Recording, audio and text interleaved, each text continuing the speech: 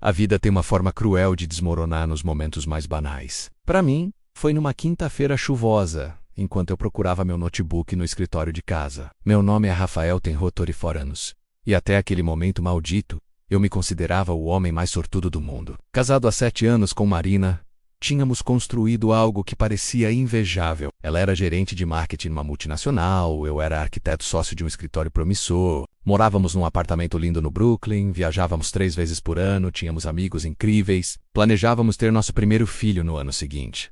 Éramos o casal perfeito. Ou assim, eu pensava. Marina estava na sala com Júlia, sua melhor amiga desde a faculdade. Elas tinham vindo jantar conosco, mas eu me retirara cedo, alegando uma dor de cabeça. Na verdade, só queria dar privacidade para elas conversarem. Marina sempre reclamava que não tínhamos tempo de qualidade com os amigos. Nosso apartamento tinha aquele design moderno e aberto que eu mesmo havia projetado. Paredes estrategicamente posicionadas criavam um ambiente sem bloquear completamente o som. Naquele momento, eu odiava cada decisão arquitetônica que havia tomado. Enquanto revirava as gavetas do escritório, comecei a ouvir a conversa. Risadas inicialmente, fofocas sobre colegas de trabalho, o usual. Então ouvi um nome que fez meu sangue gelar: Ricardo Mendes. Ricardo era o chefe dela, diretor de marketing 45 anos, casado há 15 anos, 2 filhos adolescentes. Marina sempre falava dele como um mentor excepcional, alguém que a incentivava profissionalmente. Eu até havia conhecido o cara numa festa de fim de ano da empresa. Apertamos as mãos, conversamos sobre futebol. Ele tinha um sorriso caloroso e me parabenizou pelo casamento de sucesso. Canalha, Ju, eu preciso te contar uma coisa, mas tem que ficar só entre nós. Sério mesmo. A voz de Marina soava diferente, nervosa, excitada, culpada. Parei de procurar o notebook. Meu corpo inteiro se tornou um ouvido. Claro, pode falar. Você está me assustando, Júlia respondeu, preocupada. Houve uma pausa interminável. Eu podia imaginar Marina respirando fundo, mordendo o lábio como fazia quando estava prestes a dizer algo importante. Estou tendo um caso com meu chefe. O mundo desapareceu. As palavras ecoaram no meu crânio como tiros de canhão. Minha visão escureceu nas bordas. Senti como se tivessem arrancado meu coração do peito com as mãos nuas. Marina, você não está falando sério? Júlia praticamente gritou. Estou totalmente sério. Já faz 4 meses. 4 meses, 120 dias, 1/3 de um ano, 1/3 da minha vida vivido numa mentira tão gigantesca que eu me senti o maior idiota do universo. Mas, e o Rafael? Vocês são o casal mais apaixonado que eu conheço. Júlia estava chocada, quase tanto quanto eu. Marina riu. Ela riu. Um riso baixo, íntimo, o mesmo riso que ela usava comigo quando estávamos sozinhos.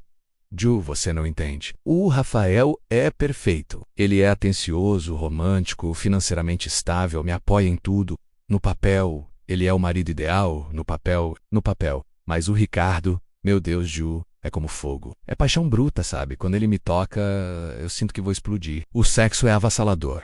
Animal. Completamente diferente de tudo que eu já vivi. Com o Rafael é seguro, confortável, previsível. Com o Ricardo é perigoso, proibido, intenso. Cada palavra era uma lâmina atravessando minha carne. Eu deslizei pela parede até sentar no chão, abraçando os joelhos, lutando para respirar. Marina, isso é loucura! O Ricardo é casado. Você é casada. E o que vocês fazem? Onde vocês se encontram? Júlia soava horrorizada. Hotéis.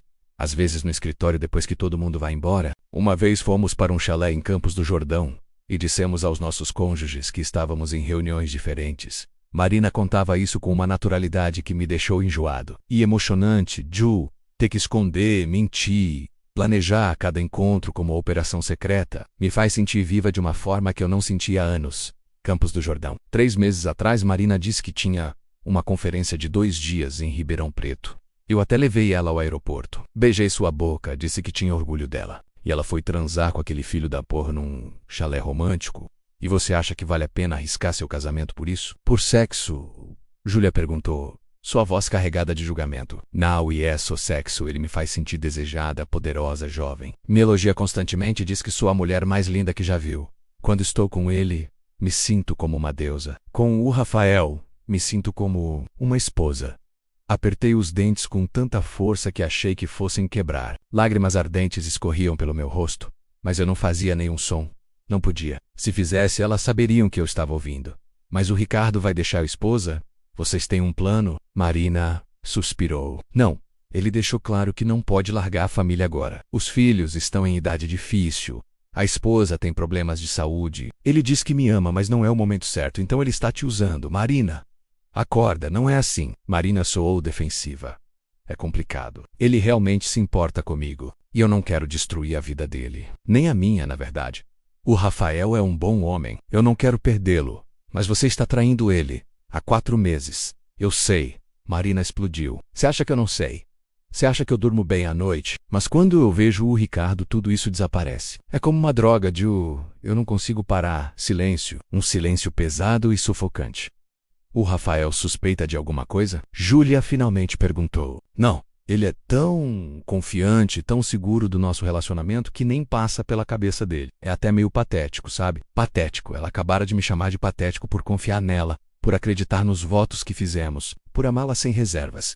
Algo dentro de mim morreu naquele momento. Não foi dramático, não houve uma explosão de raiva ou uma crise de choro incontrolável. Foi silencioso e definitivo, como uma vela se apagando. E o que você vai fazer? Júlia insistiu. Continuar. Por enquanto, aproveitando o melhor dos 2 mundos. O Ricardo me dá paixão e excitação. O Rafael me dá estabilidade e segurança. Por que eu teria que escolher? Por que ela teria que escolher? Como se eu fosse um acessório conveniente em vez de um ser humano com sentimentos. Marina, isso vai explodir na sua cara. E quando explodir, você vai perder os 2 e ficar sem nada. Então eu terei sido esperta o suficiente para aproveitar enquanto durou, Marina. Respondeu com uma frieza que eu não reconhecia. De qualquer forma, o Ricardo e eu temos uma viagem planejada para Cancún mês que vem. Vamos ver que é uma conferência internacional. 5 dias só nós 2 num resort all-inclusive. Mal posso esperar, Cancún. Ela havia me contado sobre essa conferência há 3 semanas. Eu até pesquisei passeios que ela poderia fazer nas horas livres e sugeri restaurantes. Inclusive ofereci para acompanhá-la, tirar uns dias de férias também, mas ela disse que seria inapropriado levar cônjuges em eventos corporativos que o piada cruel. A conversa finalmente mudou de assunto. Falaram sobre uma série e sobre um casamento de uma conhecida sabra política. Minha esposa acabara de confessar uma infidelidade devastadora e agora estava casualmente discutindo a última temporada de alguma série estúpida. Não sei quanto tempo fiquei no chão do escritório. Minutos. Horas. O tempo havia perdido o significado. Quando finalmente ouvi a porta da frente se fechar e os passos de Marina se aproximando, eu me forcei a levantar. Sentei na cadeira, abri alguns arquivos aleatórios no computador. Meu reflexo na tela escura mostrava um rosto que eu mal reconhecia. Olhos vermelhos, mandíbula tensa, pele pálida. Ainda trabalhando, amor? Marina entrou sorrindo, toda casual e despojada. Usava aquele pijama de seda que eu havia dado de presente no último aniversário dela. Você não achou o notebook? Então ela sabia que eu estava procurando. Tinha ouvido eu revirando as gavetas. E ainda assim, contou tudo para Júlia, confiante de que as paredes eram suficientemente grossas. Estava aqui embaixo de uns papéis. Menti, minha voz suando oca. Como foi com a Ju? Ótimo. A gente conversou sobre tudo. Nossa, como é bom ter uma amiga assim. Ela se aproximou e massageou meus ombros. Suas mãos, que já tocaram intimamente outro homem incontáveis vezes nos últimos 4 meses, agora tocavam minha pele. Eu quis vomitar. Vem pra cama, você precisa descansar? Já vou. Só preciso terminar isso. Ela beijou meu pescoço. O mesmo pescoço que o Ricardo provavelmente beijou hoje mais cedo, ou ontem, ou anteontem. Não demora? Tá, tô com saudades de você. Saudades. Ela tinha coragem de dizer que tinha saudades enquanto transava regularmente com o chefe. Quando ela saiu, eu me permiti uma respiração trêmula. Então abri uma aba anônima no navegador e comecei a pesquisar. Advogados de divórcio. Detetives particulares. Como coletar evidências de infidelidade. Divisão de bens. Não ia confrontá-la ainda. Não ia dar a ela a chance de preparar uma história, de esconder provas, de transferir dinheiro. Eu ia ser metódico, estratégico, frio. Ela queria aproveitar o melhor dos 2 mundos. Bom, seu mundo estava prestes a desmoronar completamente. Naquela noite, deitei ao lado dela na nossa cama king size, olhando para o teto enquanto ela dormia profundamente, sem um pingo de remorso. Seu braço estava jogado sobre meu peito como sempre, um gesto que eu costumava achar carinhoso e que agora parecia possessivo e falso. Fiz as contas mentalmente. 4 meses. Quantas vezes eles transaram? 50, 100. Onde mais eles foram além de hotéis e do escritório? Quantas das reuniões que se estenderam, dos drinks com clientes, das conferências de fim de semana foram encontros com ele? Nosso último aniversário de casamento foi há 5 meses. Fomos para Búzios. Fizemos amor na praia sob as estrelas. Renovamos nossos votos informalmente com champanhe e promessas sussurradas. Ambiemos depois. Ela estava nos braços de outro homem. A raiva começou a queimar no meu peito, substituindo o torpor inicial. mas não era uma raiva explosiva. Era fria, calculada, paciente. Nos dias seguintes me tornei o melhor ator do mundo. Sorria, conversava, trabalhava, fazia amor com ela quando ela iniciava. Mas cada interação era uma performance cuidadosamente calibrada. Por dentro eu estava planejando. Contratei um detetive particular, discreto, caro, altamente recomendado. Dei a ele todas as informações, nomes, endereços, horários, padrões. Em 3 dias ele voltou com um dossiê que confirmava meus piores pesadelos. Fotos, dezenas delas. Marina e Ricardo entrando num hotel em Moema, saindo de um restaurante romântico em Pinheiros de mãos dadas, num shopping ele com a mão na cintura dela, dentro do carro dele, beijando-se apaixonadamente no estacionamento da empresa. Havia também registros de reservas de hotéis. O chalé em Campos do Jordão estava no cartão corporativo dele. 4 hotéis diferentes em São Paulo nos últimos 3 meses. Uma pousada em Paraty há 6 semanas. Quando Marina disse que estava visitando uma amiga doente, o detetive conseguiu até extratos telefônicos. Centenas de mensagens e ligações entre eles. Ligações que aconteciam às 2 horas da manhã enquanto eu dormia ao lado dela. Mensagens enviadas durante nossos jantares românticos, enquanto ela checava e-mails do trabalho. Tudo documentado, tudo registrado, tudo indiscutível. Procurei um advogado especializado em divórcio. Uma mulher dura de 50 e poucos anos que havia visto de tudo. Mostrei as evidências. É um caso claro de infidelidade, ela disse, folheando o dossiê. Com essa documentação, a divisão de bens pode ser favorável a você. Ela não vai ter muito espaço para negociar. Não quero vantagem, respondi. Quero justiça. Quero que ela entenda que ações têm consequências. Entendo. E o confronto. Embry, tem uma coisa que preciso fazer primeiro. A viagem para Cancún estava marcada para daqui a 2 semanas. Marina já havia separado roupas, comprado biquínis novos, feito as unhas, estava radiante de expectativa. Eu deixei ela pensar que tudo estava correndo conforme seu plano perfeito. Na segunda-feira da semana da viagem, liguei para o escritório dela. Pedi para falar com o Ricardo, dizendo que era um assunto urgente e pessoal. Rafael, que surpresa! Ele atendeu com aquele tom amigável e falso. Tudo bem? Preciso falar com você pessoalmente. Hoje, se possível, é sobre a Marina. Houve uma pausa. Ela tá bem? Aconteceu alguma coisa? Está tudo bem. Mas precisamos conversar. Face a face. Que tal no café em frente ao seu escritório em 1 hora? Eu, claro, estarei lá. Cheguei primeiro. Escolhi uma mesa nos fundos, longe de janelas. Quando Ricardo entrou, pareceu nervoso. Bom, ele sentou na minha frente, pediu um café expresso, tamborilou os dedos na mesa. Então, o que está acontecendo? A Marina está bem, a Marina está ótima. Aliás, ela está empolgadíssima com a viagem de vocês para Cancún semana que vem. Eu disse calmamente, observando o sangue drenar do rosto dele. Não sei do que você está falando. Abri a pasta que havia trazido e deslizei algumas fotos pela mesa. Ricardo e Marina beijando-se, entrando em hotéis, abraçados na rua. Não me insulte fingindo inocência, eu disse, minha voz baixa, mas cortante como uma lâmina. Sei de tudo, há 4 meses, Campos do Jordão. Os hotéis, tudo. Ricardo segurou as fotos com mãos trêmulas. Ele parecia 10 anos mais velho de repente. Rafael, eu posso explicar. No pode. Não há explicação que justifique você minha esposa enquanto aperta minha mão em festas. Mas não vim aqui para ouvir desculpas, para avisar que sua vida está prestes a desmoronar também. Puxei mais papéis da pasta. Tenho cópias de todos os gastos corporativos que você usou para seus encontros com a Marina. O chalé, os hotéis, os restaurantes. Tudo no cartão da empresa. Isso é apropriação indébita de recursos corporativos, no mínimo. Má conduta profissional severa. O rosto dele ficou branco. Você não pode... Posso... E vou... A menos que o quê? Ele agarrou-se a qualquer esperança. A menos que você termine com a Marina hoje, agora, na minha frente, e depois envie um e-mail para o Arra renunciando ao seu cargo por motivos pessoais. Com efeito imediato. Isso é chantagem. Isso é justiça. Corrigi. Você tem 2 opções. Opção 1, faz o que estou pedindo. Preserve alguma dignidade. Encontre outro emprego. E talvez, apenas talvez, sua esposa nunca descubra. Opção 2. Eu envio tudo isso para o CEO da empresa, para o departamento jurídico e para sua esposa, com todos os detalhes sórdidos. Você perde o emprego. Provavelmente enfrenta um processo. E certamente perde sua família. Você escolhe. Ricardo estava suando, tremendo, patético. A Marina vai ficar arrasada. Não é meu problema. Deveria ter pensado nisso antes. Ele pegou o celular com dedos trêmulos e digitou. Mostrou-me a tela. Era uma mensagem para Marina. Precisamos conversar urgentemente. Estou descendo. Nos encontre no café. 15 minutos depois, Marina apareceu, confusa e preocupada.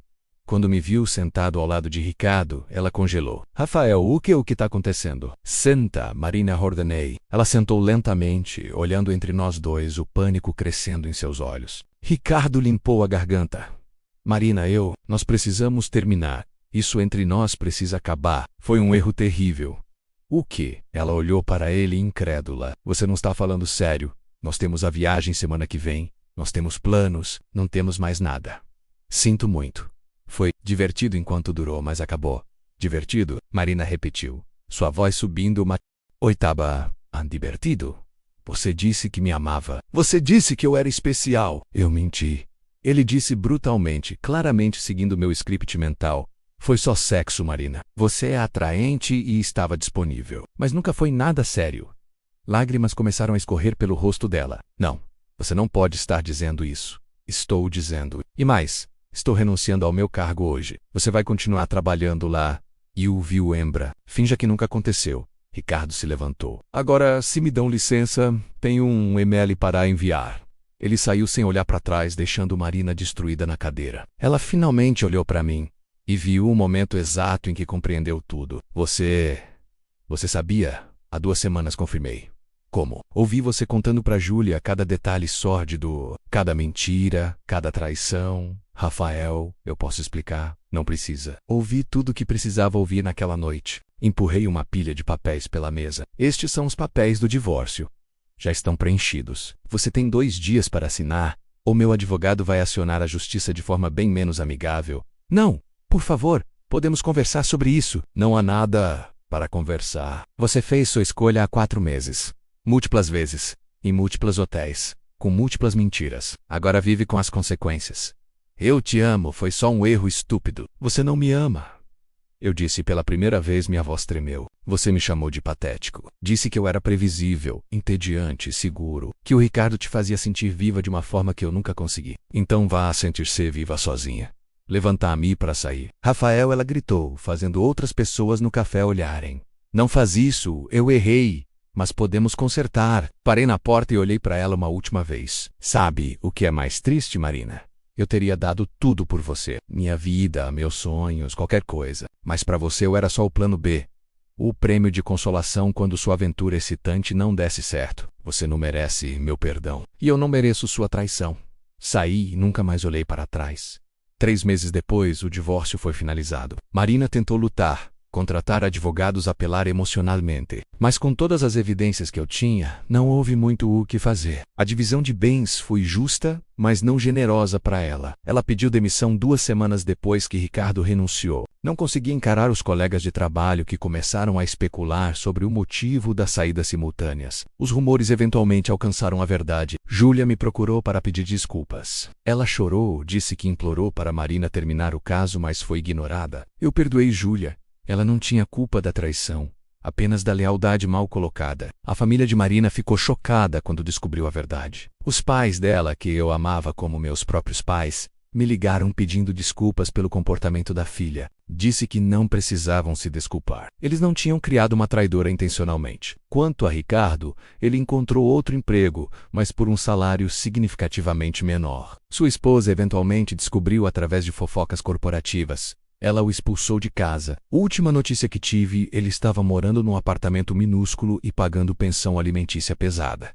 Marina tentou me contatar diversas vezes. Mensagens, ligações, até apareceu no meu escritório uma vez. Seguranças tiveram que escoltá-la para fora enquanto ela gritava que me amava, que tinha cometido o pior erro da vida. Talvez tivesse, mas não era meu problema mais. Eu estava em terapia intensiva, trabalhando através do trauma e da traição. Alguns dias eram brutalmente difíceis. Outros eu conseguia respirar sem sentir uma dor física no peito. 6 meses depois do divórcio, numa tarde de sábado, estava num café lendo, quando uma mulher linda esbarrou em mim, derramando café na minha camisa. Meu Deus, sinto muito. Ela estava mortificada pegando guardanapos, sem problemas. Eu sorri. E percebi que era o primeiro sorriso genuíno em meses. Era uma camisa velha mesmo, deixa eu pagar uma lavanderia pelo menos, ou um café novo. Que tal você me pagar com companhia? Se não se importar de conversar com um cara com a camisa manchada, ela riu, um som alegre e leve. Feito, seu nome era Laura, ela era professora universitária, 32 anos, divorciada também. Conversamos por 3 horas, não mencionei Marina. Não mencionei traição. Só vivi aquele momento presente. permitindo-me ser leve novamente. Quando nos despedimos, trocamos números. Sabe, ela disse, normalmente não dou meu número para estranhos, mas tem algo em você. Você parece real, honesto. Acredite. Eu respondi. Honestidade é algo que valorizo muito. Não sei se Laura e eu teremos algo. Ainda estou machucado. Ainda estou me curando. Mas pela primeira vez desde aquela maldita quinta-feira, senti uma fagulha de esperança. Marina fez uma escolha. Ela escolheu excitação temporária sobre compromisso duradouro. Ela escolheu mentiras sobre verdade. Ela escolheu destruir algo bonito por algo superficial. E agora ela vive com essa escolha. Quanto a mim, eu escolhi dignidade. Escolhi respeito próprio. Escolhi não aceitar migalhas de alguém que deveria ter me dado tudo. E essa escolha, por mais dolorosa que tenha sido, me salvou. Porque aprendi algo fundamental. Traição não diz nada sobre minha capacidade de ser amado. Diz tudo sobre a incapacidade dela de amar com integridade. Há cicatrizes sempre haverá, mas cicatrizes são apenas a prova de que você sobreviveu. E eu sobrevivi. 1 ano depois do divórcio, recebi uma carta manuscrita de Marina. Rafael, sei que não mereço sua atenção, nem seu perdão, nem sequer uma resposta, mas preciso que você saiba algumas coisas. Você estava certo. Sobretudo, o Ricardo me usou. Nunca me amou. Eu era conveniente e disponível, como ele disse tão cruelmente naquele café. Quando acabou, percebi que não tinha nada, nem você, nem ele, nem meu emprego, nem minha autoestima. Passei este ano em terapia profunda. Descobri coisas terríveis sobre mim mesma, método Invelheiser, necessidade de validação externa, incapacidade de valorizar o que tinha até perder. A lista é longa e dolorosa. Não estou te escrevendo para pedir outra chance. Sei que esse navio já navegou. Estou escrevendo para dizer que sinto muito do fundo da minha alma. Você não merecia nada do que fiz. Você foi um marido excepcional e eu uma esposa terrível. Você me ensinou, da forma mais dura possível, que ações têm consequências, que não se pode ter tudo, que respeito e confiança, uma vez quebrados, raramente se reconstrói. Espero que você tenha encontrado ou encontre alguém que te valorize como você merece, alguém que nunca te chame de patético por confiar, alguém que te escolha todos os dias, não como segunda opção, mas como a única opção. Quanto a mim, tenho um longo caminho pela frente. Estou reconstruindo minha vida tiolo por tiolo. Voltei a estudar, comecei um novo trabalho, me afastei de pessoas tóxicas. Estou aprendendo a ser completa sozinha antes de tentar estar com alguém. Obrigada por ter sido forte quando eu fui fraca, por ter tido integridade quando eu não tive, por ter me mostrado o que é dignidade. Eu estraguei a melhor coisa que já tive, e vou carregar esse arrependimento para sempre. Seja feliz, Rafael. Você mais que qualquer um merece ser. Marina. Li a carta 3 vezes. Chorei na terceira, não por ela, não pelo que perdemos, mas pelo fechamento, pelo reconhecimento, pela validação de que não fui louco por ter exigido mais. Respondi com uma única linha.